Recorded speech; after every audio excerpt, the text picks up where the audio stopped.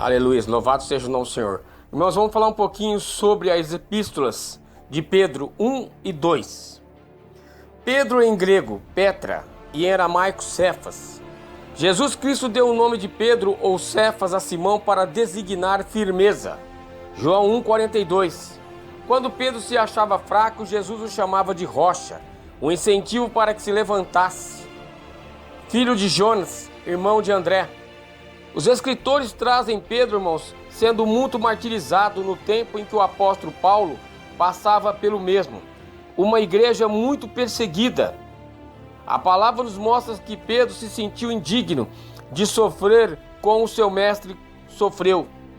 E por seu próprio pedido ele foi crucificado de cabeça para baixo. A primeira epístola, o estilo literário da sua epístola nos aponta que Pedro, embora não provisse de alguma cultura, Atos 4,13.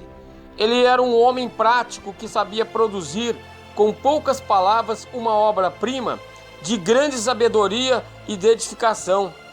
A autoria de sua epístola se dá a ele mesmo, capítulo 1:1, da Babilônia, capítulo 5:13. Sua obra se dirigia aos cristãos dispersos pela província da Ásia Menor. Era para a edificação dos convertidos, tanto para os judeus como para os gentios. Capítulo 2:10. Já fazia mais de 34 anos que havia sido fundada a Igreja de Cristo. Os fiéis haviam sofrido muitas perseguições em todos os cantos. Depois do grande incêndio de Roma, a igreja passa sua primeira grande provação mundial.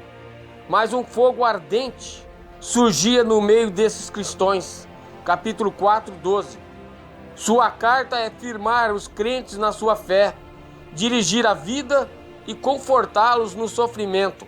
Sua carta se divide em três. A primeira, o sofrimento e comportamento do crente e a luz da sua salvação. O segundo, a vida do crente diante do sacrifício de Cristo. E o terceiro, o serviço do crente diante, irmãos, da vinda de seu supremo pastor. Em sua segunda carta, Pedro reconheceu que seu fim estava chegando e a apostasia chegara, mas ele não desanimou e incentivava ainda seus irmãos na fé. Em sua segunda carta ele escreve falando da falsa doutrina que ia entrar na igreja e adverte os irmãos. Exorta os irmãos a crescer na graça e conhecimento do nosso Senhor Jesus.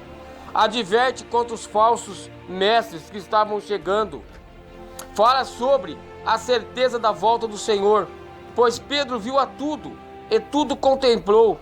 O seu andar com o Mestre, as suas maravilhas que presenciou, lhe deram uma grande fé e esperança em sua volta.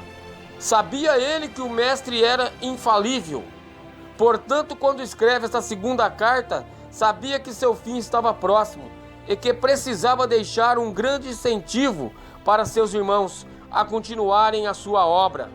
Sua carta é muito rica.